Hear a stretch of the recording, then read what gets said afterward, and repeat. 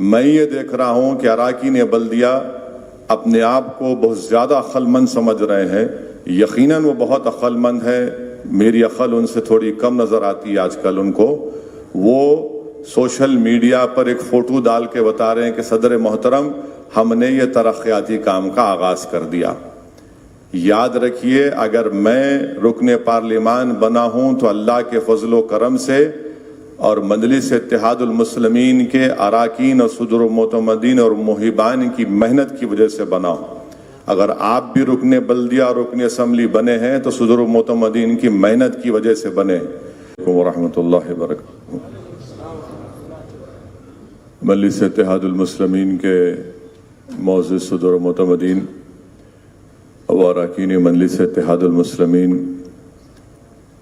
معزز اراکین اسمبلی، معزز اراکین بلدیہ، محبان مجلس اتحاد المسلمین، الحمدللہ یہ اللہ کا بڑا فضل و کرم ہے کہ 2 سال کے بعد آپ اور ہم تمام لوگ ماہ رمضان کے مبارک مہینے میں ہم سب نے، اللہ نے ہم کو موقع دیا مسجدوں میں تراویحوں کی نماز پڑھنے کا، مسجد میں جا کر روزہ کھولنے کا، اور اسی طریقے سے 2 سال کے ایک لمبے عرصے کے بعد یوم القرآن کے جلسے بھی مکہ مسجد میں منعقد کیے گئے. یہ اللہ کا بڑا فضل و کرم ہے، اور ہم اس ماہ مبارک کے آخری دہے میں داخل ہو چکے ہیں، اور مجلس اتحاد المسلمین کی جانب سے جلسے یوم القرآن کا انعقاد ماہ رمضان کے آخری جمعے کے دن انعقاد عمل میں لایا جاتا ہے. اور یہ برسوں سے احیاء مجلس اتحاد المسلمین کے بعد سے مرحوم صدر فخر ملت عبدالواحد اویسی صاحب رحمۃ اللہ علیہ نے ان جلسوں کا آغاز کیا تھا. ان جلسوں کے ذریعے عوام کے دلوں سے قرآن اور سنت کی تعلیمات کی بنیاد پر پولیس ایکشن کے بعد جو خوف اور دہشت کا ماحول تھا اس کو دور کیا. مجلس اتحاد المسلمین ایک سیاسی جماعت کے چراغ کو روشن کیا، اور جمہوری طریقے سے ملک کے آئین کو استعمال کرتے ہوئے مجلس نے اپنے جدوجہد کا آغاز کیا. الحمدللہ آج بھی وہ جدوجہد جاری اور ساری ہے، اور انشاءاللہ تعالی صبح قیامت تک مجلس اتحاد المسلمین اپنے سیاسی سفر میں جدوجہد کے ساتھ، محنت کے ساتھ آگے بڑھتے رہے گی. میرے عزیز دوستوں اور بزرگوں، جمعۃ الوداع کے جلسے میں میری آپ تمام سے یہ گزارش ہے، کیونکہ ایک عوامی جلسہ نہیں ہے، مجلس کے صدور معتمدین کا ایک اجلاس ہے. میری آپ تمام سے گزارش ہے کہ اس جلسے میں شرکت بھی کریے، اور جو کچھ بھی آپ کو ذمہ داری دی جائے گی اس ذمہ داری کو نبھائیے. کیونکہ رمضان کے مبارک مہینے میں پہلے جمعے کے دن مجلس کا یوم القرآن کا جلسہ مکہ مسجد میں ہوا، پھر دوسرا جلسہ بھی ہوا، تیسرا جلسہ بھی ہوا. میں بار بار اس بات کو دہرا رہا ہوں کہ جہاں کہیں بھی مجلس کا جلسہ ہوتا ہے تو اراکین اسمبلی، صدور المعتمدین کو اور اراکین بلدیہ کو اس جلسے میں شرکت کرنی چاہیے. یہ ایک جماعت کا اصول ہے اور ایک جماعت کا ڈسپلن ہے، اور جماعت کی وابستگی کا بلکہ اس کے تقاضوں کا ایک مطالبہ ہم تمام سے کیا جاتا ہے. تو ان جو 2-3 جلسے جو یوم القرآن کے ہوئے،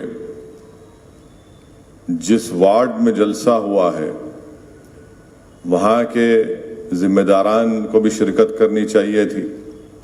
وہاں کے اراکین بلدیہ کو یا اس اسمبلی حلقے کے اراکین بلدیہ کو، رکن اسمبلی کو بھی شرکت کرنی چاہیے تھی.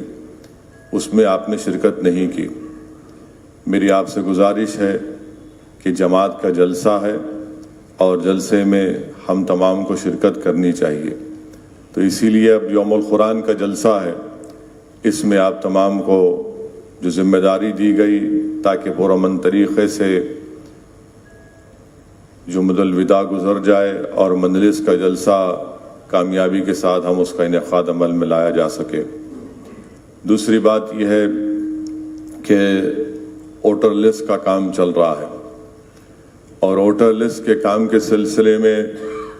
خاص طور سے میں صدر معتمدین سے گزارش کروں گا کہ الیکشن کمیشن کی طرف سے جو BLOs آئیں گے آپ اس میں ان کے ساتھ رہیے، کیونکہ الیکشن کمیشن کی طرف سے یہ بتایا گیا ہے کہ شہر حیدرآباد اور سکندرآباد کے مختلف اسمبلی حلقہ جات میں ایک نام کے ساتھ جو تصویر ہوتی ہے وہ تصویر مختلف ووٹرز کے نام کے ساتھ شائع ہوئی ہے۔ تو الیکشن کمیشن یہ جاننے کی کوشش کر رہا ہے کہ کیا فوٹوز کو استعمال کیا گیا ہے نام کو مختلف جگہ پر رکھ کر۔ تو ہم نے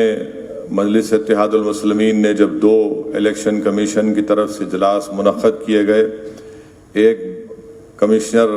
گریٹر حیدرآباد میونسپل کارپوریشن جو ڈسٹرکٹ الیکشن آفیسر ہیں، ضلع کے الیکشن آفیسر ہیں، ان کے سامنے، اور دوسرے جو ریاست تلنگانہ میں جو چیف الیکٹورل آفیسر ہے ان کے پاس جو میٹنگ ہوئی، اس میں ہم نے مجلس اتحاد المسلمین کی جانب سے ایک محضر بنا کر ریپرزنٹیشن بنا کر ان کو دیا، جس میں ہم نے یہ بتایا کہ یہ غلطی الیکشن کمیشن کی ہے، اور چھاپنے میں آپ نے ایک تصویر کو مختلف نام کے اوپر وہی تصویر چھاپ دی۔ ہم نے باضابطہ پروف کے ساتھ ہر اسمبلی حلقہ جات میں اس کو دیا، تو کسی حد تک الیکشن کمیشن اور district election chief electoral officer اور ڈسٹرکٹ الیکشن آفیسر نے اپنی غلطی کو مانا، مگر وہ لوگ اب BLOs کے ساتھ ان ووٹرز کے گھر پر جائیں گے جن کے نام کے ساتھ ایک تصویر چھپی ہے۔ تو میری آپ سے گزارش ہے کہ آپ ان کے ساتھ رہیے اور اس ووٹر کا آدھار کارڈ بتائیے، اس میں تصویر بھی ہوتی ہے،